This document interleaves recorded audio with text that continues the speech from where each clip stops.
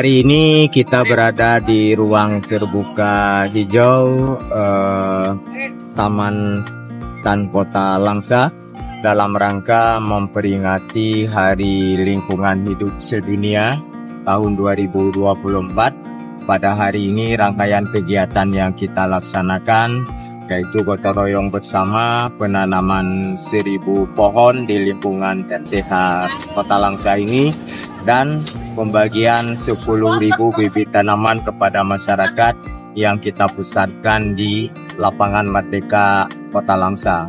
Kegiatan ini kita laksanakan bersama-sama dengan Forkopimda hadir secara langsung, Kodim 0104 Aceh Timur, Kapolres Langsa yang mewakili Mahkamah Syariah, Pak Sekda dan Kepala Dinas Lingkungan Hidup. Kegiatan ini semata-mata kita laksanakan dalam rangka menjaga lingkungan, menjaga Kota Langsa agar tetap hijau, agar generasi kita ke depan, anak cucu kita ke depan tidak kita wariskan Kota Langsa yang gersang, tetapi Kota Langsa yang aman, nyaman, hijau dan clean, yang bersih pada mereka.